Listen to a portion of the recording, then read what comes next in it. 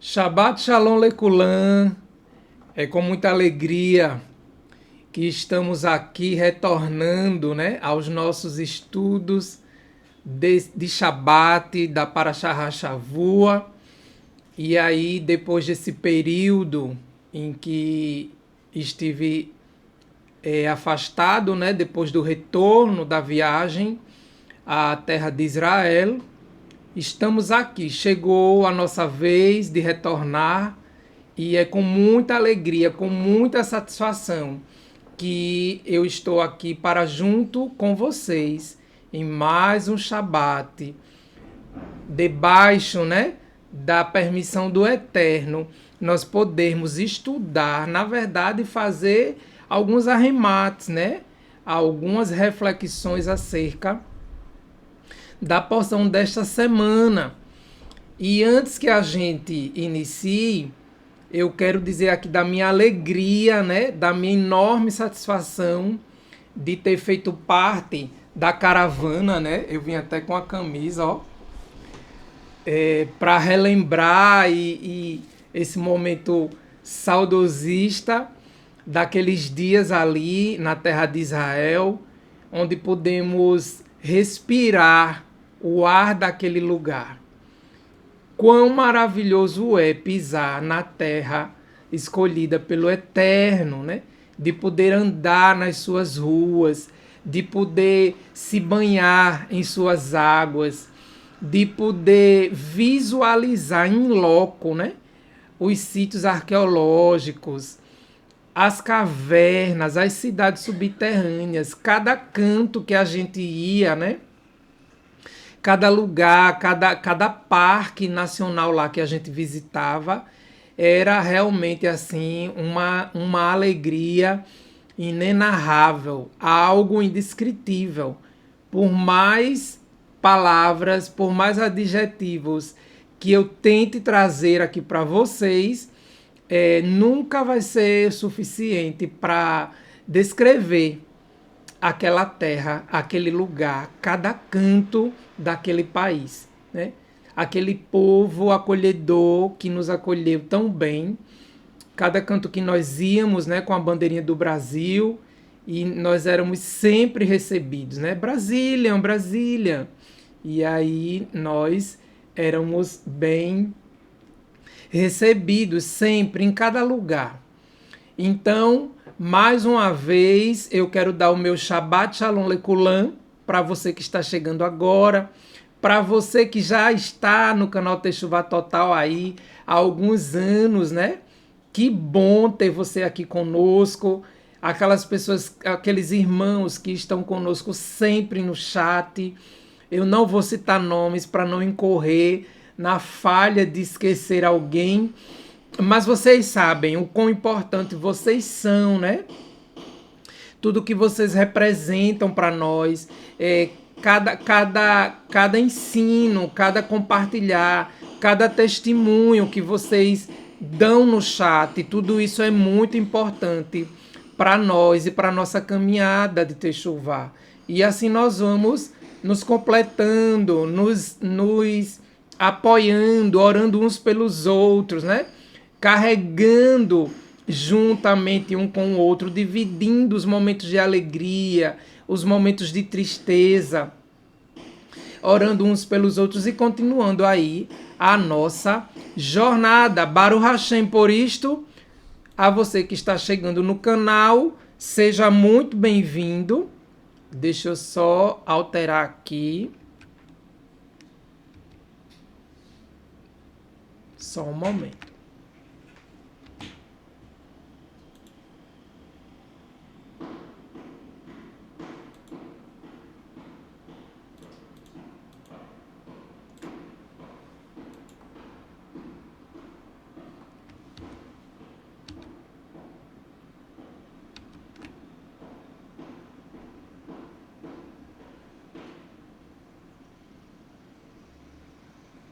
Agora sim. Agora voltamos, né? Então, a você que está chegando, nossas boas-vindas para você. Seja muito bem-vindo ao canal Techuvá Total. Eu sou Daniel Ferreira, falo aqui de Maceió, Alagoas, essa terra linda e abençoada pelo Eterno. E estou aqui fazendo parte deste time aí de estudiosos, né, podemos dizer assim, de professores da Torá, dividindo as experiências pessoais e as reflexões que o Eterno nos traz acerca de cada porção semanal. E por falar em porção semanal, nós estamos neste Shabat agora, trazendo aí as reflexões acerca da porção de número 41. Vejam só, já andamos aí um bocado, né? Já andamos aí um montante bom rumo ao fechamento de mais um ciclo de estudos da Torá. Então chegamos à porção de número 41, intitulada de Pinhas, ou Finéias, né? Como é mais conhecido nas traduções. E esse texto, que compreende a porção desta semana, está descrito no livro de Bamidbar, do capítulo 25, verso 10, até o capítulo 30, verso 1, ou 29 e 40, a depender da sua Bíblia, né, da sua tradução. Também esse livro de Bamidbar é conhecido como Números. Então, de repente, você vai dizer, Daniel, eu não tenho como acompanhar porque eu não tenho a Torá. Mas se você tem uma Bíblia na sua casa, então você vai poder acompanhar sim. É só você abrir aí no livro de Números, tá certo? E antes da gente prosseguir para as reflexões desta noite, deste recebimento de Shabat, Baruch Hashem seja o Eterno por isso, né?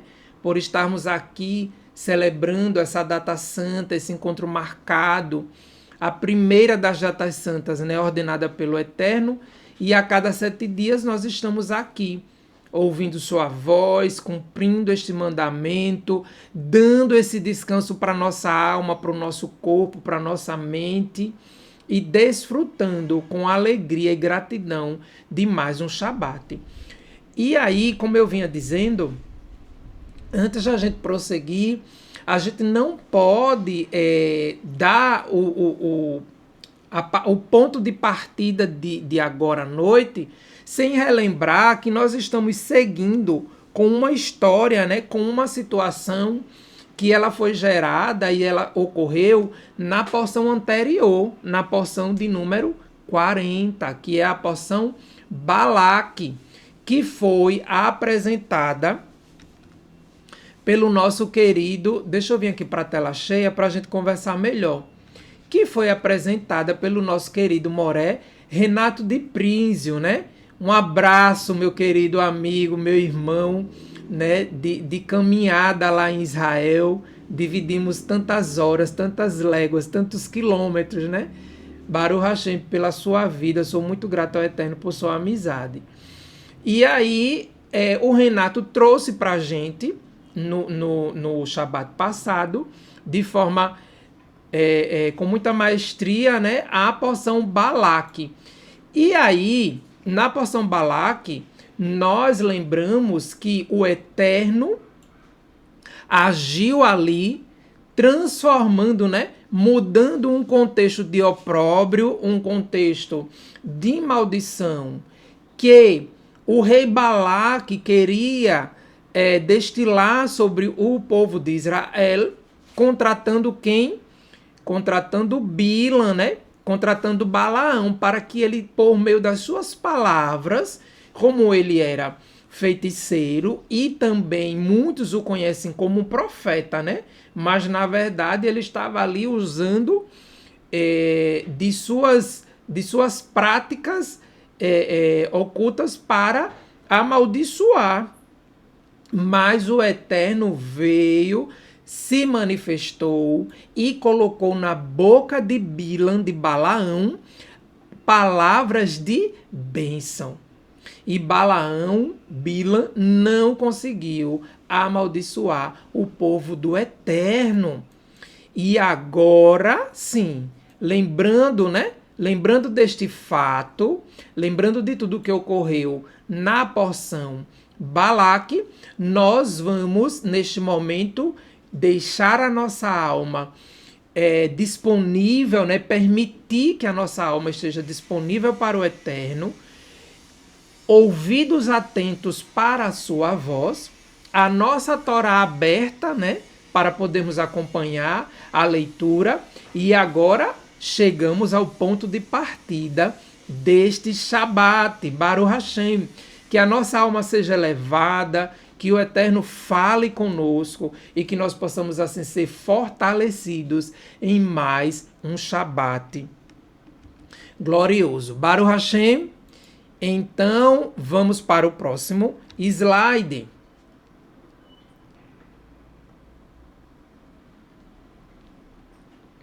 Vocês devem ter visto com certeza na chamada do vídeo esse slide aí, né?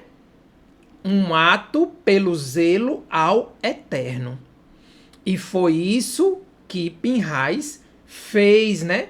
Então nós trouxemos aí essas duas imagens bem contundentes desse casal representando aquele príncipe do nosso povo com uma princesa midianita, né? E que eles vão aí num ato transgressor, eles vão se dirigir ali no meio do acampamento e eles vão para diante da tenda do encontro, né? Mas Pinhas, Finéias, ele age, né? Pelo zelo ao Eterno, como nós vemos desde o início do capítulo 25, na porção anterior, nós vimos como Pinhas, com muita bravura, né? Com um ato de muita coragem, ele realiza, então, aquela execução, podemos dizer assim. E de forma muito rápida, nós vamos lembrar, nós precisamos fazer esse arremate antes da gente continuar, que essa história tão marcante, né, no meio do nosso povo, ela envolve um ofício designado pelo Eterno, que é o ofício de Cohen, de sacerdote. Um ofício que ele foi exercido de forma efetiva, né, zelando pelos mandamentos do Eterno, e aí trazendo uma resolução de forma a dar um fim à praga que estava acontecendo ali no meio do nosso povo, né, no meio do povo de Israel. Então, essa imagem aí, ela traz para a gente todo esse contexto, né? Pinhas aí com a lança na mão, simbolizando as vestes, né, de sacerdote, E aí, logicamente que ele não era Elazar, mas fazia parte, Elazar era seu pai, né? Mas ele fazia parte aí da descendência dos Kohanim, certo? Então, agora nós vamos seguir a nossa leitura. Vamos para o próximo slide. Veja, eu trouxe aqui essa tela só para a gente fazer um arremate da... Deixa eu ver se eu consigo consertar isso rapidinho. Só um momento. Ficou cortando aqui o tamanho da fonte. Pronto. Agora melhorou. Deixa eu salvar aqui.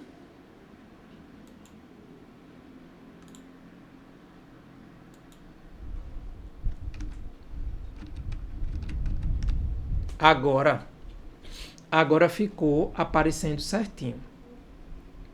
Então, eu trouxe essa tela para a gente fazer um paralelo aí do nome de Pinhas com a palavra Neroshete, que significa bronze, né? Então, como está aí na tela, essa imagem é meramente ilustrativa, né? Eu tentei reproduzir uma boca de bronze e a IA me trouxe essa imagem, né? Eu achei até interessante. E aí, como está na tela de forma muito clara, Pinhas começa com a letra P, né? E a letra P, ela significa boca, certo? E a palavra Neroshete significa bronze. E o bronze, como nós aprendemos lá na porção 19, na porção Terumá, quando o Eterno convoca o povo, né, para, num ato voluntário, trazer as doações, as ofertas para a construção do Mishkan, do tabernáculo, o bronze, ele traz consigo o simbolismo do juízo, né? O simbolismo do julgamento. Não podemos esquecer de que ele também foi um material utilizado do lado de fora do Mishkan. Ou seja, todos os artefatos que estavam ali do lado externo do Mishkan eram revestidos de bronze, como, por exemplo, a pia de lavar as mãos dos sacerdotes. E aí ele estava ao alcance de todos, né? Então, essa exposição do bronze nos remete, nos faz rememorar o ato cometido pelo homem da tribo de Shimon, né? De Simeão, aos olhos de todo o povo, porque à medida que ele cede, né, à sedução da princesa midianita e eles caminham pelo meio do povo, não foi um ato escondido, né? Não foi um ato à espreita, foi um ato público. E assim nós chegamos a essa conclusão dessa expressão, né? Boca de bronze. Ou seja, Pinhas, boca de bronze. Por que boca de bronze? Porque Pinhas exerceu, né? Ele proferiu por meio do seu ato de juízo sobre aquela situação, causando assim a morte de quem estava, né, proliferando, podemos dizer assim, de quem estava participando daquela transgressão, daquela prostituição ritual, como nós bem sabemos, que os cananeus eram, né, tinham em seus cultos aí toda uma prática de prostituição sexual. E então Pinhas vem, por meio da sua atitude, exerce o juízo sobre aquela situação e dá fim à praga, né? como nós vamos ver aí na leitura no restante da leitura do capítulo 25, continuando o que nós já vimos na porção anterior, no capítulo 25, no verso 8, né? Quando ele diz: e foi assim que cessou a praga no meio do povo de Israel. E mesmo assim morreram 24.000.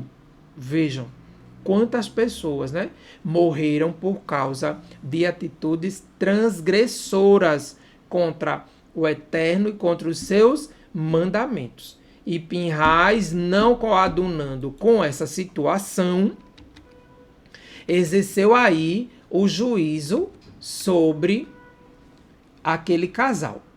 Então, começamos agora a leitura do verso 10, continuando aí o capítulo 25 de Bamidbar.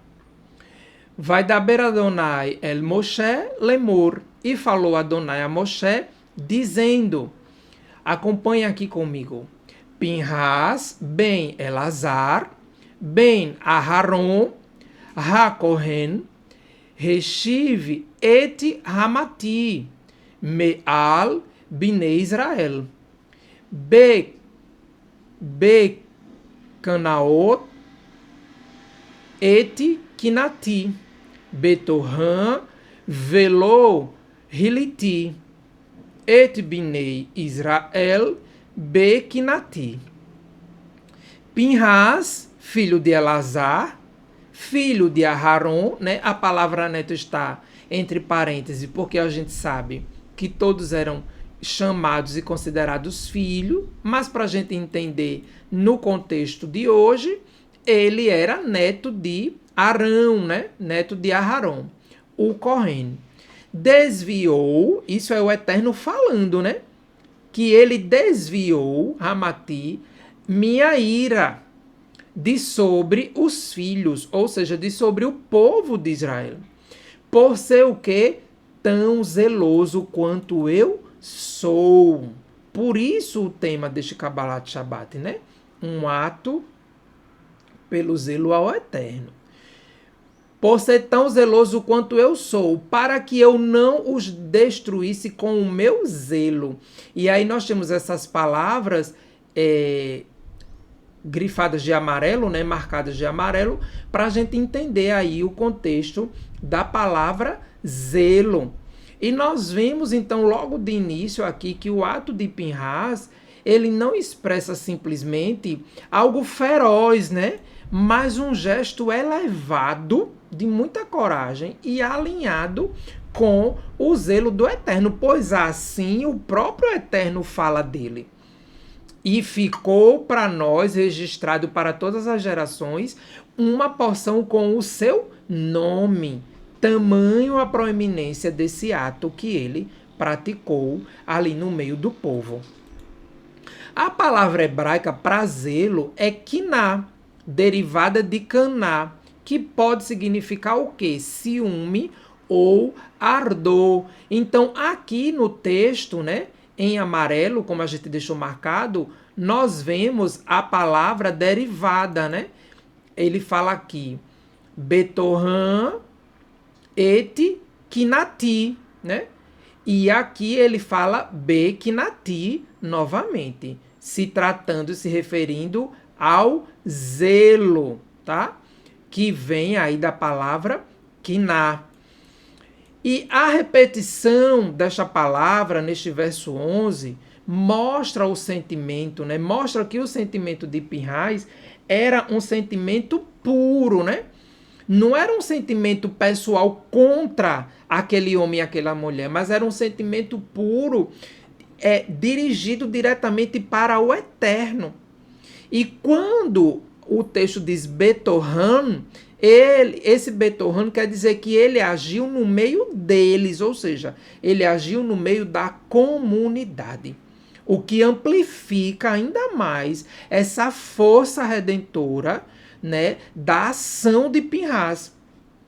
O que dá uma amplitude para esse ato praticado por Pinhas.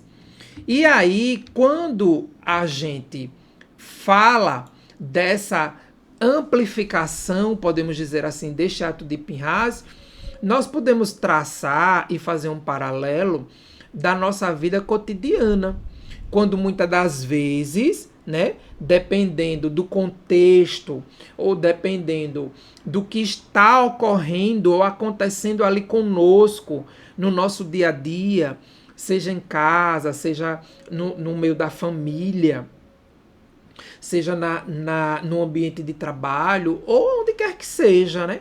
Alguma situação que vem e tenta nos avassalar de forma sorrateira muitas vezes, né? Mas que a gente sabe que é uma situação que vai gerar um ato transgressor. Se nós não nos posicionarmos como fez Pinhas, eu não estou falando, óbvio, que a gente vai agora andar com uma lança, né, guardada na bolsa. Digamos que nesses tempos que a gente vive agora, uma lança dobrável para, num dado momento, a gente lançar a mão dessa arma e assim executar. Não, não é isso que eu estou falando. Eu estou falando do posicionamento de zelo que Pinhas teve, que Finéias teve. E esse posicionamento dele, né, começa, ao meu entender, e é isso que eu quero dividir aqui com vocês, começou dentro dele, né? Quando ele viu aquela situação, quando ele viu aquela cena, porque o povo estava diante da tenda do encontro chorando. Tinha gente morrendo, né, no meio do acampamento. Havia uma praga acontecendo. Mas aquele homem se deu o desfrute, podemos dizer assim, né, de se permitir cultuar a Baal Peor, né, que era o deus ali daquela região, junto com uma midianita. Então, esse paralelo, né, que é interessante a gente fazer, para que a gente esteja atento, para que a nossa alma esteja alerta sempre de que em qualquer situação ou qualquer proposta que for feita para nós por alguém, né, ou de repente uma pessoa até próxima mesmo, né, não, deixa que eu falo com ele porque eu sei como é que eu consigo chegar para fazer o Daniel sair desse caminho aí, que ele é todo polido, ele é todo seguro. Ele não come isso, ele não come aquilo, mas a gente vai chegar lá, deixa comigo. Tem gente que é ardilosa, né? Tem gente que maquina como derrubar alguém. E a gente vê isso nas histórias da Torá, né? Me lembrei agora de Cora. Mas a gente também sabe que existe o princípio do plantio e da colheita. Então cada um vai dar conta dos seus atos. E que assim nós possamos estar firmes na decisão de se voltar para o eterno, nesse caminho de retorno, né, nesse caminho de techuvá, nesse caminho de volta à sua Torá e aos seus ensinos, obviamente que não desprezando o Taná, né, os profetas, os escritos, todo o contexto bíblico, mas nos voltando e bebendo dessa água pura que emana da Torá do Eterno. E que limpa a nossa alma. E que mata a sede da nossa alma, né? Ainda que em dados momentos estejamos vivendo como num deserto árido, e eu posso dizer a vocês agora, de experiência própria, que o deserto é quente, viu? Minha gente, a gente foi no deserto da Judéia, lá em Israel, e o oásis era a van, né? Porque a van, quando a gente entrava, a primeira coisa que eu dizia era: Felipe, liga o ar, né? Moré, por favor, liga o ar. Porque o sol era causticante, um sol para cada um. Apesar da visão ser linda de se observar, né? Apesar de você ver aquela vastidão de areia, de montanhas, e num momento, mesmo que rápido, todo aquele contexto gera uma reflexão assim na sua cabeça, né? Um filme passando ali pela minha alma, mas a quintura tava batendo forte, né? Tinha local da gente, tipo, mirar o local e ver aquela, como se fosse uma, tremendo assim, né? A imagem tremendo do calor que é o deserto. E mesmo que nós estejamos vivendo em algum momento da nossa alma como se fosse num deserto, a gente não esquece que é no deserto que o Eterno providencia pão e água, né? É no deserto que o Eterno nos protege por meio da sucá que nós mesmos construímos em obediência a Ele. É no deserto que a sua nuvem de dia nos cobre e a sua coluna de fogo à noite nos guia. E tudo isso nos remete à sua Torá, que está disponível para mim e para você o tempo todo. 24 horas por dia. E quem vai definir, né, a intensidade dessa água que vai começar a nos purificar somos nós mesmos. Por meio de quê? Por meio das nossas atitudes e por meio das nossas decisões. Então vamos voltar aqui para o texto, né? Eu fiz aí abrir esse parêntese para a gente fazer essa correlação dessa postura, né, de Pinhas, e quando essa palavra Betorran, né, no meio deles aqui, Betorran, no meio deles, ou seja, de forma pública, que assim nós também não tenhamos receio de nos posicionar de forma pública, né, diante das circunstâncias que nos adivinem, tá? Obviamente não necessitando entrar em contenda ou criar inimizades ou, quiçá, levantar qualquer situação embaraçosa que seja com o próximo por defender e por levantar a voz, né, em alto volume para dizer que é zeloso. E de repente bater no peito e dizer, mas eu obedeço, né, ao Criador. Não, meu querido. Que as nossas atitudes, ainda que de forma silenciosa, falem por nós. E as pessoas que estiverem ao nosso redor, de experiência própria, eu posso lhe dizer, nos respeitarão. A ponto de entender que não mais farão convites para certos lugares ou para certos locais, que não nos pedirão para participar de certos eventos, porque eles sabem e respeitam a decisão que nós tomamos de viver para o eterno. Verso 12. Lahen emor hineni noten lo et briti shalom. Portanto, diga, eis que eu lhe dou minha aliança de shalom.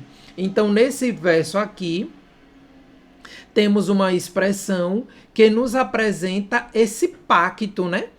Essa recompensa do ato zeloso de Pinhas. E aí o Eterno traz Briti, né? A aliança para com ele e compensa aquele ato guerreiro, aquele zelo corajoso, né, de Pinhas, com uma bênção duradoura. Né? Tanto uma bênção, nós podemos dizer física, né, sacerdotal, ou seja, uma paz que só o Eterno pode dar.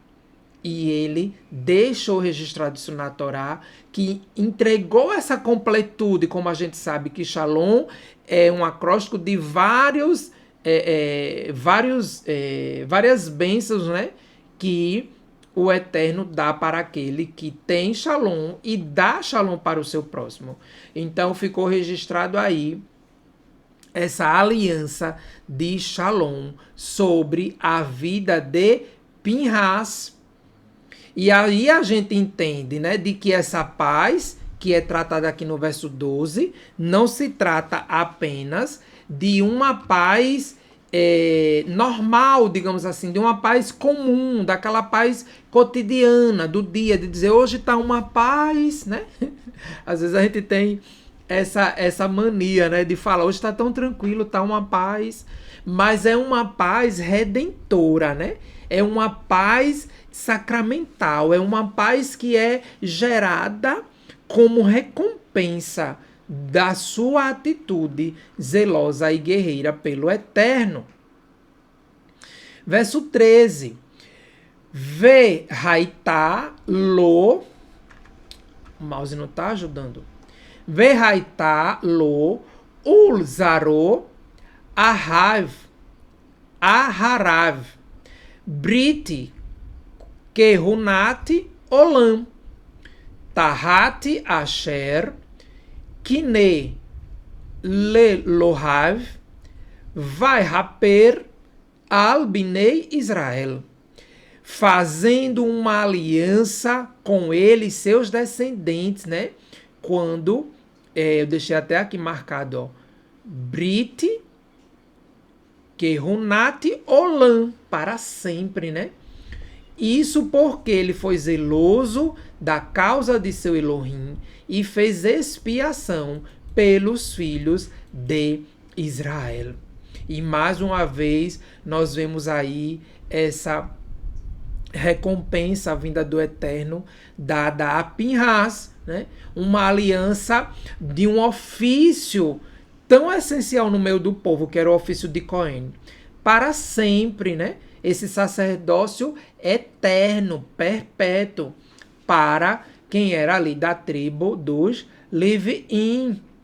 E mesmo que ele ainda não tivesse sido formalmente, podemos dizer assim, investido, né, nesse ofício, mas ele entendeu, né, o seu lugar, o seu posicionamento. Ele entendeu a sua linhagem. E esse ofício tinha sido dado à sua família. Né? Foi escolha do Eterno. Foi o Eterno que escolheu Aharon para exercer. E escolheu de forma pública, né, também ali no meio do povo, para acabar todo aquele levante feito pelos líderes no meio do povo quanto ao ofício de Cohen ser preenchido por Aharon, por Arão. Então, Pinhas entendeu todo esse contexto para exercer aquele ato, né? De modo que ele agiu com convicção do que estava fazendo.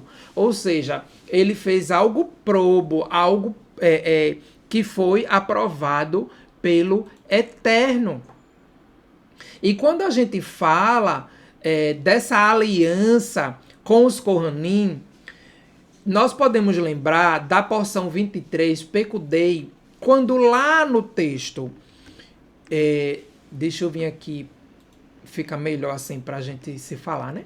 Quando lá no texto de Shemot 40, nos versos 12 e 15, nós temos a consagração do Mishkan, né?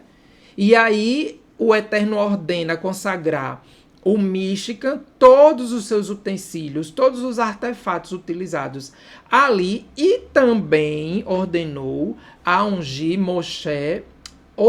Moshe para que ungisse também quem?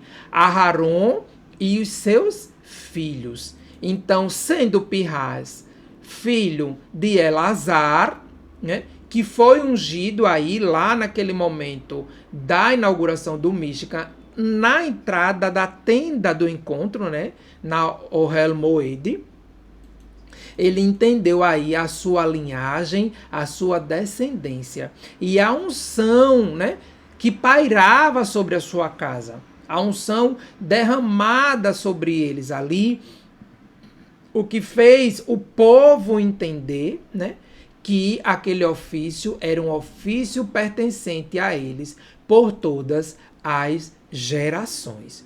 Então, eu trouxe aqui mais um parêntese aí para a gente lembrar, né, dessa importância do ofício de Cohen ter sido designado pelo próprio Eterno. Vishen ish Israel, Hamuke, Asher, Ruka et Hamidianit, Zirim, olha aí o nome, né? Da pessoa, né? O nome do homem. Zirim, Ben Salu, filho de Salu, Nissi, Beit Ave, La Shimon. O nome do homem de Israel que foi morto, executado com a mulher midianita era Zirim, filho de Salu, líder, ou seja, ele era príncipe, né? Príncipe e um dos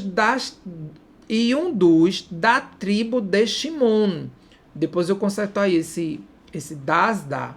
E um dos da tribo de Shimon. Veja, Zirim era líder, né? Ele não era, digamos assim, apenas um homem ali participante do povo, mas ele tinha o seu lugar de ser modelo, digamos assim, no meio do povo, né? De servir ali ao povo junto do seu pai. Outra coisa importante é que Zirim significa, né? Ele traz consigo no seu nome o significado de cantar, que vem do verbo zimmer, né? Então, zimmer, Zirim, que significa cantar, ou meu canto, ou ainda minha canção. Então, nós podemos ver aí esse registro do quanto, né, Zirim deveria ter sido responsável para não agir da forma que agiu, né, cedendo à sedução daquela mulher. E isso realça ainda mais a atenção e o cuidado do zelo que Pinhais demonstrou ao agir daquela forma. Vishen ha-isha, o nome, né, daquela mulher, Hamuká, Hamidianit, Cosbi, Bat-Tissur, Rosh, Umot, Beit-Av, Bemidian, Ru. O nome da mulher que foi morta, a midianita, né, Hamidianit, era Cosbi, a filha de Tizur, chefe de um dos clãs de Midian. Então, veja, ela também, né, essa midianita também exercia aí ela tinha um lugar de destaque dentro do seu povo, né? Ela era também uma princesa, podemos dizer assim. Ela era filha de um dos cabeças, né, Rosh, de um dos cabeças dos clãs de Midian.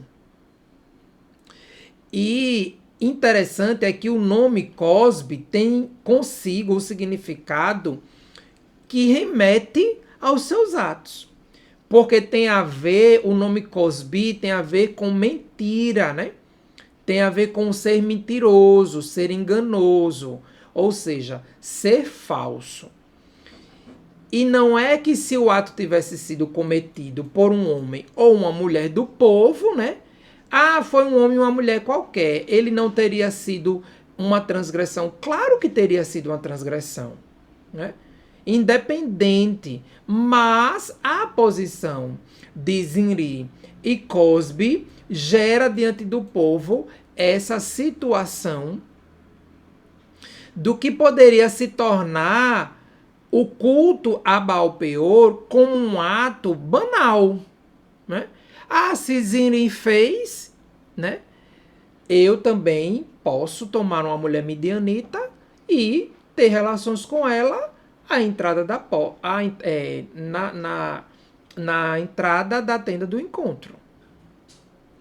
Então veja, o ato cometido transgressor poderia ter denotado a partir daquele momento algo que fosse banal para o povo. Considerando o quê? Que eles eram líderes. Então, essas atitudes que nós vemos muitas vezes no nosso dia a dia hoje, né? Às vezes as crianças dizem muito isso, né? Quando o pai vai trazer uma orientação, se ele não é exemplo no que ele faz, o filho literalmente diz, e criança é que diz mesmo, né? Porque criança é muito pura. Então o filtro da criança está desabilitado ainda. Não está no on, está no off. E a criança diz logo, mas o senhor não fez? Mas o senhor não faz? Mas o senhor não diz? Mas o senhor não já demonstrou o que pode fazer? Né? Então nós estamos falando aí desse contexto dessas duas personagens, né? De Zinri e Cosbe. E é aí onde mora o perigo, né? De tornarmos ações humanas fora das orientações do Eterno em algo cotidiano, tomando como exemplo pessoas que se dizem que servem ao Eterno. Mas a gente sabe quando aquele ato é transgressor. Sabe. A nossa alma, nesse caminho de Techuvá, ela tem sido treinada e elevada ao Eterno por meio da sua Torá, e muitas coisas já se tornaram claras diante dos nossos olhos, concorda? Então, nós precisamos estar atentos a isso, né? Por este zelo de nos permitir sempre dizer não para aquilo que for transgressor diante da Torá, sem querer tomar um outro, né? Sem querer tomar o próximo como defesa. E dizer, dona, mas fulano e fulana fez. Fulano e fulana faz. E por que eu não posso fazer? E aí vem a balança que nós precisamos decidir e pesar, né? De que lado nós estamos. Nós vamos validar e nós vamos dar mais peso à orientação do Eterno por meio da sua Torá, ou nós vamos dar mais peso a um ato transgressor de alguém que fez mesmo sabendo que não deveria ter feito? Porque Zinri sabia, né? Ele sabia. E aí, diante disso, o ato de Pinhas traz aí uma relevância ainda maior, né? Ele não se intimidou com o posicionamento, podemos dizer assim, desses dois, né? Desse casal. Ele não teve medo, né? Pinhas, ele não se, como é que eu digo? Ele não se deteve em relação ao ato que decidiu fazer, porque eles eram príncipes, mas também naquele momento eles eram transgressores da Torá do Eterno. E assim, diante da leitura desses versos que nós acabamos de ler, né, do verso 14 e 15, o qual nos traz quem eram Zinri e Cosbe, e também pelo significado dos seus nomes, nós podemos concluir que o ato, né, praticado por eles, vejam só, eu achei bem interessante essa ilustração que me veio quando estava preparando os slides. Então, considerando Zinri como uma canção, né, meu canto, minha canção, e considerando Cosbe como uma mentira ou minha mentira, o ato praticado pelos dois conjuntamente, né, em concordância, em consonância para o que era errado. Existe gente que concorda para fazer o que é errado, sim ou não? Tá os montes por aí, né? Mas ninguém vai saber não, menino. Deixa de ser besta, né? Aqui a gente fala muito isso. Homem, deixa de ser besta, quem é que vai saber? Só se você contar, mas se você não contar, tá tudo certo. Fica só eu entre você. Claro que eu tô contextualizando, né? E aí, esse ato praticado, né, dessa transgressão sexual cometida por Zinri e Cosby soou no meio do acampamento como uma canção que podia ser ouvida, né? Mas uma canção ecoada de dentro daquela tenda, falando mentiras, dizendo mentiras como se fosse verdade. Olha só, né? A junção do significado do nome dos dois nos faz chegar nesse arremate, né? Ou seja, a canção, uma canção de mentira, foi ecoada ali podemos dizer assim, na atmosfera do lugar. Logicamente que é uma ilustração e não havia um megafone ou boca de som pendurada nos postes no meio do deserto, né? Que cantasse. Não é isso. Mas o contexto geral, né? A visualização do povo, de ver eles dois caminhando juntos, de forma liberal, podemos dizer assim, para dentro ali daquela tenda, enquanto o contexto, né, tudo que estava ali ao redor levava à maldição por meio justamente de quê? Da sedução das midianitas para com os homens da terra de Israel. Ah, Daniel, mas aí então você está querendo dizer que um hebreu não podia casar com uma midianita e Moshe, né? Não é isso que eu estou falando. Eu estou falando que naquele contexto, neste contexto da porção Pinhas, essas mulheres midianitas, elas foram enviadas com um propósito de fazer os homens caírem na transgressão sexual e por meio do ato cometido adorarem a Baal Peor. É nisso que reside, né, essa transgressão. Que isso fique bem claro, né? Para a gente não ficar levantando aí discussões desnecessárias quanto se podia ou não podia um hebreu se casar com uma midianita, certo? Eu creio que isso ficou bem claro. E aí, essa música que estava sendo tocada ali foi interrompida, né? E não ficou impune diante do povo por meio do zelo de Finéias, por meio do zelo de Pinhas, né? Que com muita bravura agiu ali diante do Eterno e diante de todo o povo. Vai daber Adonai el Moshe lemor. E falou Adonai a Moshe dizendo, né? Aqui está Adonai disse a Moshe, mas é dentro desse mesmo contexto. Tizaror, et Hamidianim, verre que tem Otan. Tratem os midianitas, né? Os midianim, como inimigos e os ataquem. Veja a ordenança do Eterno. E os ataquem. Kitsorin, hem, lachen, beni lechem, asher, nikelu, lachen, al devar, peor.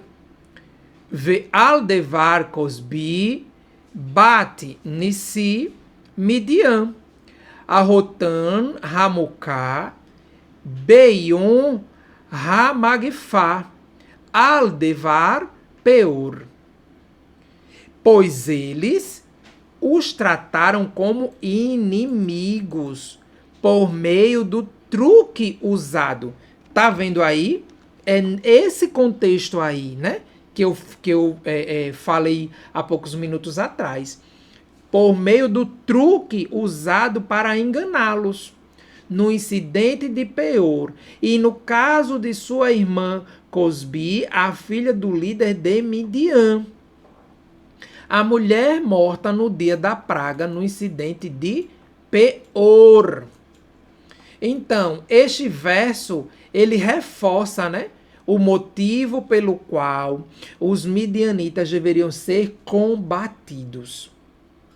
Eles deveriam ser tratados realmente como Satã, como adversários do povo, né?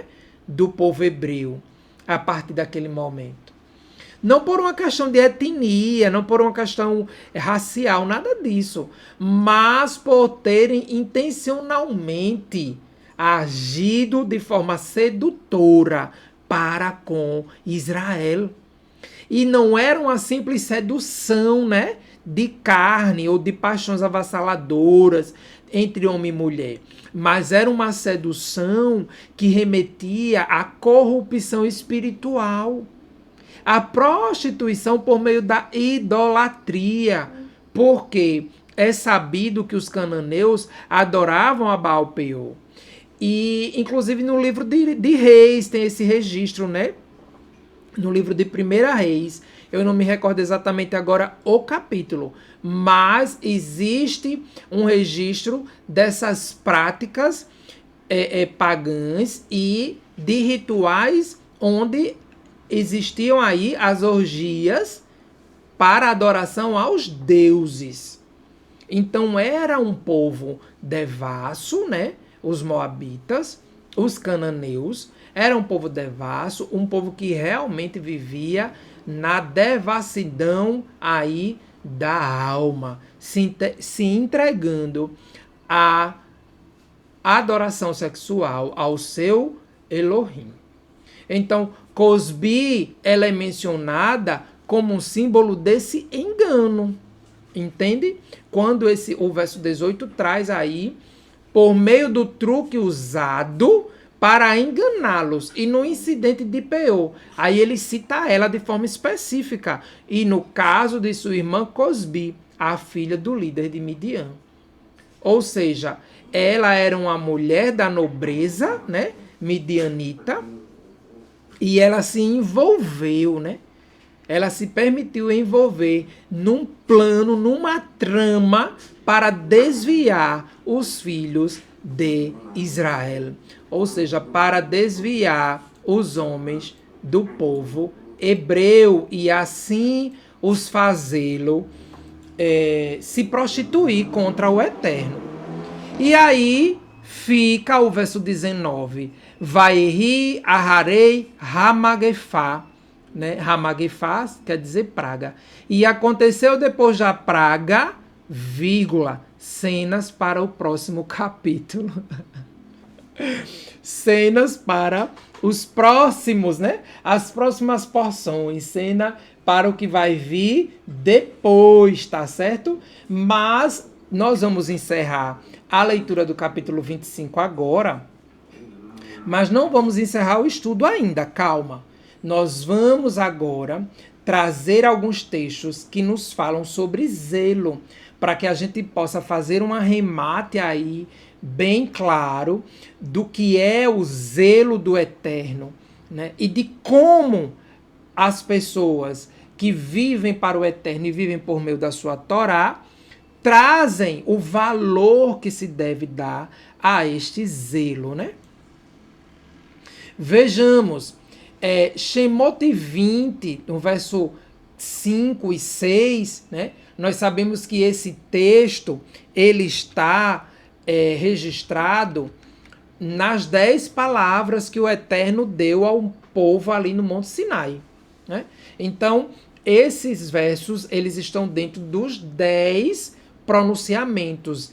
É o segundo pronunciamento, né, que o Eterno faz ali para o povo, tá? Por isso essa imagem aí, só para a gente refrescar a memória de que o povo estava ao pé do Monte Sinai. Então veja como de forma muito clara o Eterno fala do seu zelo. Lembra da palavra zelo? Caná, quiná, ela está aí marcadinha e você já pode até visualizar. Veja, lo tistar Havé, Lahen velo ta avidem que Anohi Adonai Elohecha Elkanah, aí aqui é, né, zelo, né? Elkanah, Poked Avon, Avot, Al-Bani, Al-Shileshin, Ve'al Ribeim, Lisoneai.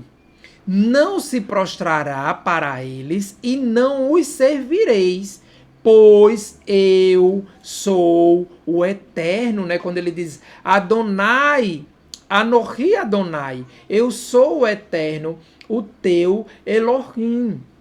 Elohim zeloso, visito a iniquidade dos pais contra os filhos, contra terceiros e contra os quartos, ou seja, das gerações, né?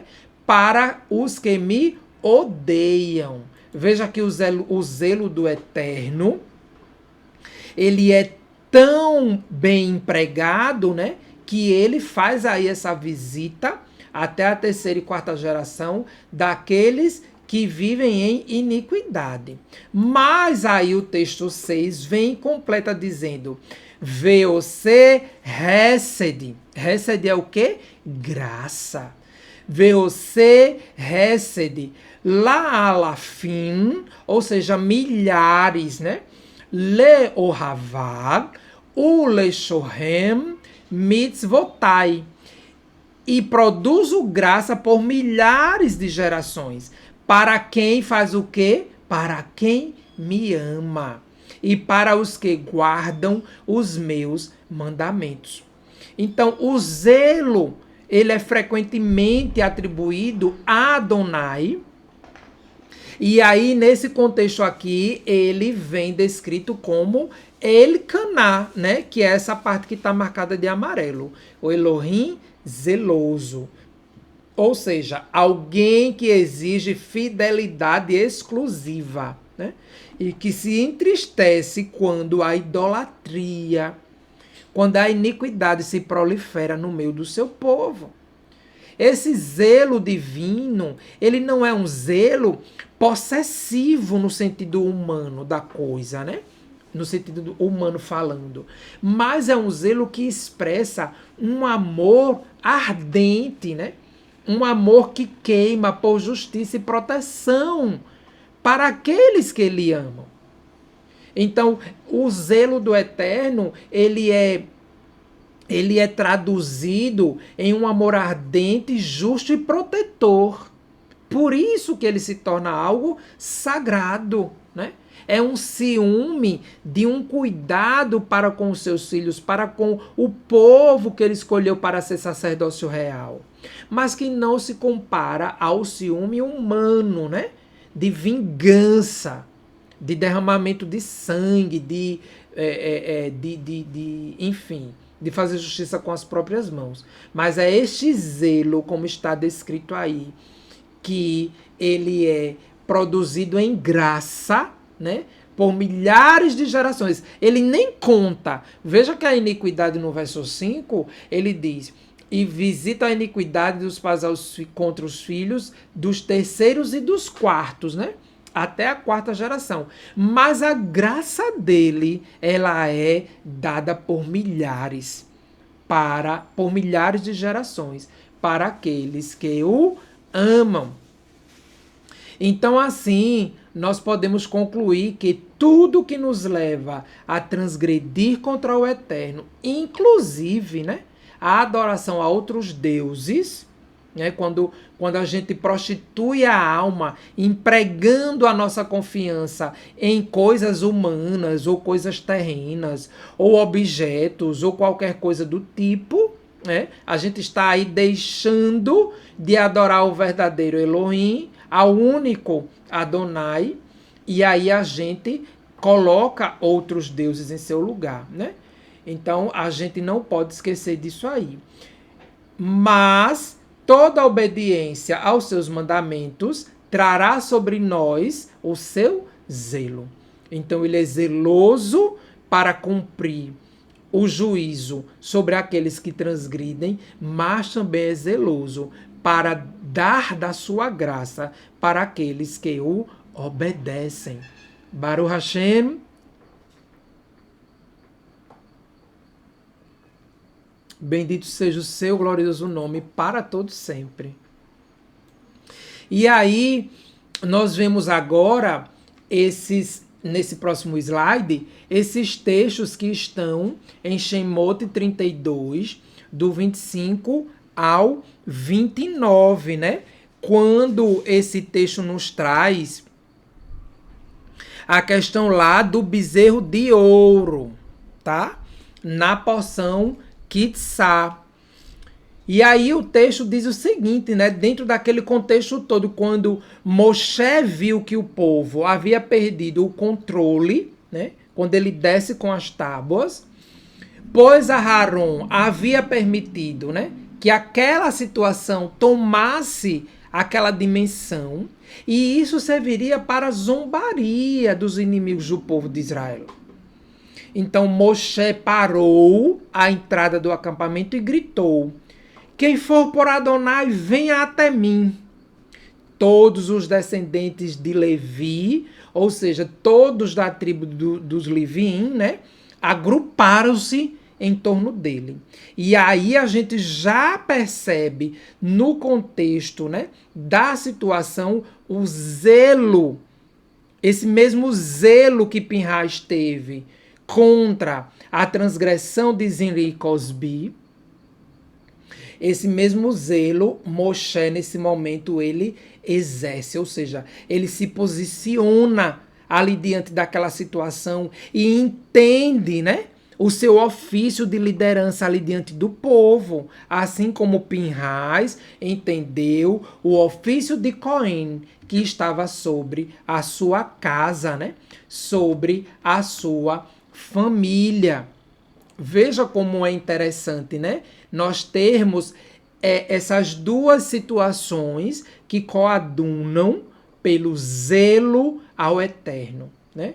Pelo zelo do eterno, de cada um dos seus mandamentos, de tudo aquilo que ele nos ordena fazer. E aí, continuando, Shemot 32, o verso 27 diz: ele lhes disse: eis o que Adonai, o Elohim de Israel, diz: cada um de vocês ponha a espada a seu lado, suba e desça ao acampamento, de um portão a outro. Todo homem deve matar seu parente, o próprio amigo e vizinho. E os filhos de Levi fizeram o que Moshe disse, e nesse dia 3.000 homens do povo morreram. E aí nós vemos de novo, né, mortes, ou seja, juízo diante da transgressão. Sempre que houver uma transgressão, haverá uma sentença de juízo sobre o povo, né? Ou sobre aquele que decide transgredir. Então, nós podemos fazer essa correlação do mesmo zelo, né, de Pinhas, de não se opor a exterminar aquele homem, mesmo sabendo que ele era do seu povo. Mesmo sabendo que ele era um líder da tribo de Shimon. Mesmo assim, Pinhas vai lá e conclui, né, aquela tarefa tão árdua. Porque eu fico pensando comigo, não é que foi uma coisa assim, digamos, deliberada, sem alma, né? Ah, vou matar e pronto, e pata. Mas tem todo o contexto em que Pinhas estava inserido e de tudo que estava acontecendo ao povo, né? E aí, aqui acontece uma situação paralela, né? Quando ele diz matar seu parente, próprio amigo e até o seu vizinho. Se eles foram transgressores, né? Se eles participaram das adorações ao bezerro, se eles dançaram diante do bezerro, se eles se prostituíram diante do bezerro, né? Se eles se deram uns aos outros em orgias para adorar o bezerro, porque como o povo disse para Aharon, mas Moshe não volta mais, a gente precisa de um Deus palpável, olha só. mesmo diante de tudo que eles já tinham visto o Eterno realizar, né? E aí os Levim, os filhos de Levi, ou seja, os Kohanim, fizeram o que Moshe disse. E Moshe disse: consagrem-se hoje para Adonai, pois cada um de vocês está contra o próprio filho e contra seu parente, a fim de trazerem hoje uma bênção sobre si mesmos. E aí, quando ele fala dessa bênção, né, sobre si mesmos, nós podemos trazer essa correlação com a bênção que foi também deliberada para a vida de Pinhas, para a vida de Finéias, uma aliança de paz, né? Que é uma bênção maior, né? Tamanha essa bênção, uma aliança duradoura, perpétua, olã, para sempre, sobre ele e seus descendentes, né? Reforçando ali, né? Colocando um selo sobre o ofício de Cohen que havia sobre a sua casa.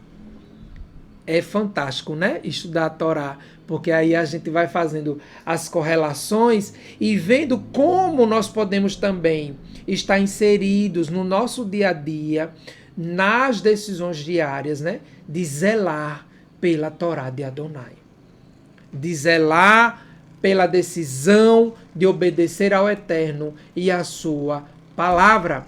E para encerrar, nós vamos agora lá para a Nova Aliança, né, como é conhecido, ou o Novo Testamento, ou o Brit Hadashah. Vamos para os escritos nazarenos. No livro de Yohanan, no livro de João, e eu vou corrigir logo esse nome, Yeshua, que ficou equivocado, só um momentinho, que agora eu já sei fazer isso. Ao vivo. Tô crescendo, né? Tô me comparando aí. Não querendo me comparar, na verdade, a os demais morins. Morim. Não é morins. Morim. Cadê? Pronto. Voltou correto? Voltou correto. Certinho. O zelo de Yeshua, registrado aí no livro de João, né? No livro de Yohanan, no capítulo 2. E nós vamos ler do verso 13 ao 19, para entender todo esse contexto, né? De tudo que estava, o que aconteceu ali naquela situação.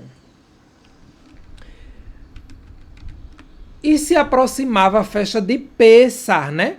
A festa de Páscoa para os judeus. E Yeshua, conhecido como Jesus, né? A gente colocou aqui, mas o seu nome verdadeiro é Yeshua. O seu nome é hebraico, né? Yeshua. Subiu para Jerusalém. E encontrou no templo os que vendiam bois, ovelhas e pombas, e os cambistas assentados. Veja, ele estava indo para celebrar a festa de Pêssar, ou seja, ele era praticante da Torá, né, do Eterno, vivia os moedim do Eterno. E aí, quando ele chega no templo, ele se depara com o quê? Com o câmbio, né? Com os cambistas ali, com os comerciantes, com os empreendedores do templo, vendendo bois, ovelhas e pombas. Até as pombas, né? Animais que poderiam ser ofertados pelas famílias de menos posse e que poderia ser capturada ali na natureza. Mas tinha gente visando lucro com tudo. E fez um chicote de cordas e expulsou todos do templo, tanto as ovelhas como os bois, e espalhou a prata, ou seja, Kessef, né? E espalhou a prata, ou seja, o dinheiro da época, dos cambistas e derrubou as mesas. Veja que Yeshua, ele agiu ali com bravura, como agiu Pinhas, né? Ele agiu com bravura como o próprio Moshe. Não estou comparando Finéias com Moshe e com Yeshua. Quem é o maior dos três? Não estou fazendo enquete disso. Eu estou falando da postura de zelo pela obediência ao que é sagrado e que vem do eterno. Então, o povo estava se aproveitando de um encontro marcado de Adonai com o seu povo para enriquecer, né, digamos assim, para adquirir recursos e muitas vezes tirando esses recursos daqueles que pagavam com muito sacrifício. Será que nós vemos essas coisas acontecendo, né, nos nossos dias? Bem, sigamos. E aos que vendiam pombas, ele disse: tirai daqui estas coisas, não façais da casa de meu pai uma casa de comércio. Veja que ele foi bem, né, bem veemente, bem contundente, bem seguro naquilo que ele estava dizendo e orientando para que os cambistas fizessem. Então, seus discípulos se lembraram do que estava escrito: o zelo da tua casa me consumirá. E aí nós vemos a palavra Kinat, né? Como está escrito aqui no verso 17. Veja. As Zahur Talmidav et Asher Katuv de escrito, né? Kinat Beiterra Ahalatini. Então seus discípulos se lembraram do que está escrito. E até nesse momento de uma atitude mais, com mais bravura, né? O mestre, ele ensinava. Né? Ele fazia o povo lembrar do que estava escrito no Tanar, né? E aí, para finalizar, nós trazemos esses salmos, né? Esse Telim de David Meller, do rei Davi, o Salmo 69:9, que diz que Kinat, e aí nós vemos de novo, né, aqui a palavra zelo, que Kinat Beiterra Ahalatini Verpot Horpecha Nafilu Alai, pois o zelo por tua casa me consome, e os insultos daqueles que te insultam caem sobre mim. Então veja que até nesse verso, né, de Davi, do salmista Davi, ele coloca este zelo diante das coisas do eterno e de que os insultos dos seus inimigos, os insultos daqueles que estavam ali contra ele, se eram contra ele que era zeloso pela causa do eterno, eram também insultos. Aliás, se eram insultos contra a causa do eterno, né? Contra a casa dele, então eram insultos que também recaíam sobre Davi. E aí nós vemos essa mesma atitude, tanto em Pirrais, Finéias, quanto em Moshe, Moisés, quanto em Yeshua, né? Ambos nos ensinam e nos trazem esse aprendizado de que aquilo que é insulto contra a santidade do eterno, né?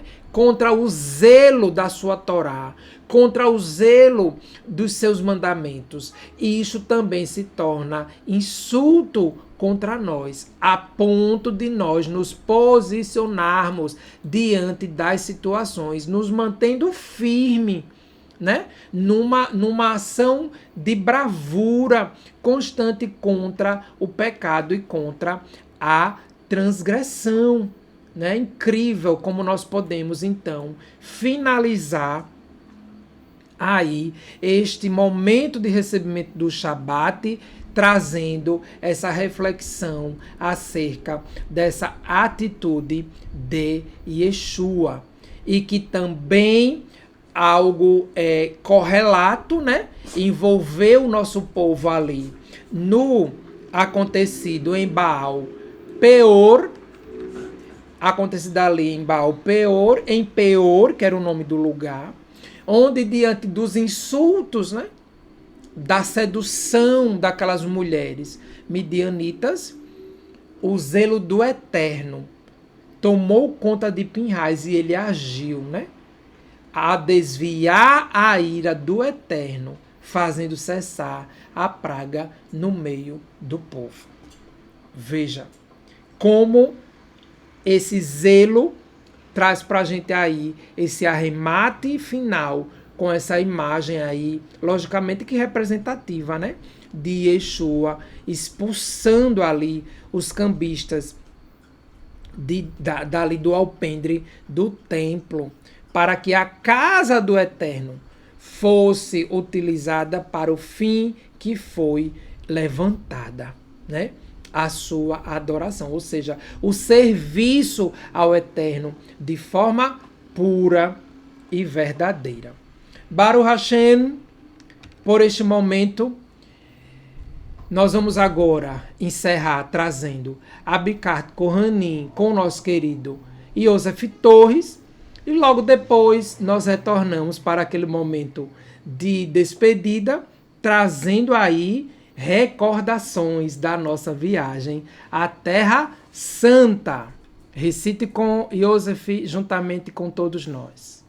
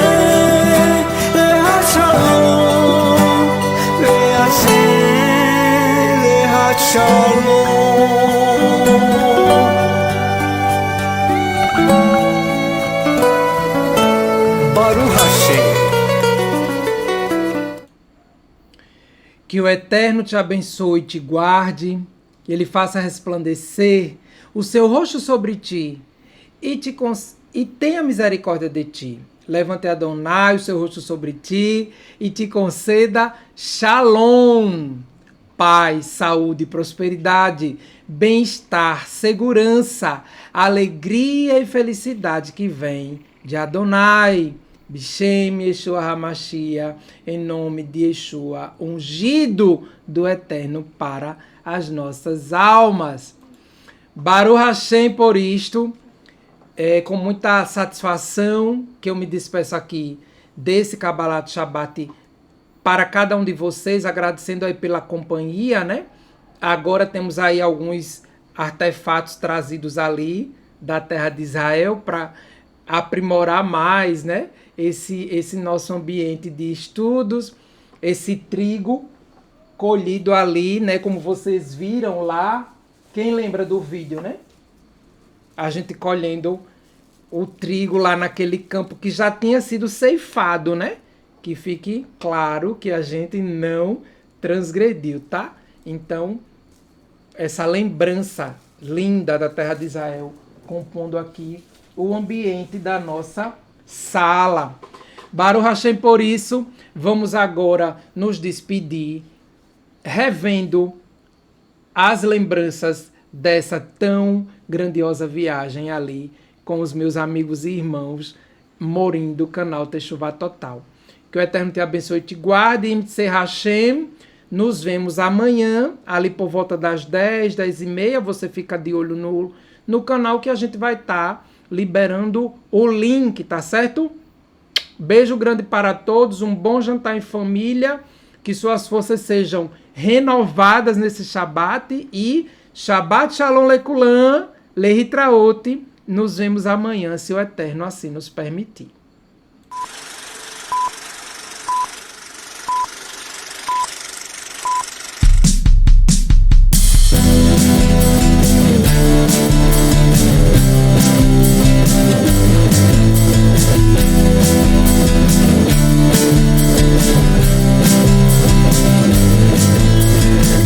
De retorno ao eterno Pai, de porção em porção aprendemos mais, com força e coragem sem retrovisor, seguimos em frente pelo seu amor.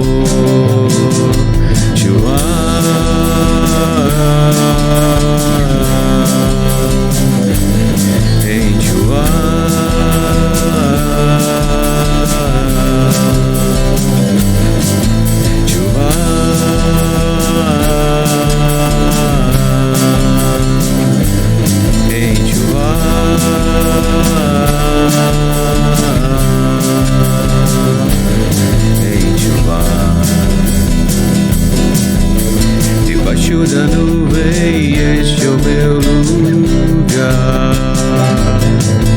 A Torá de Adonai sempre nos guiará. Nos encontros marcados, sempre ao pôr do sol. A palavra de Hashem é o nosso farol.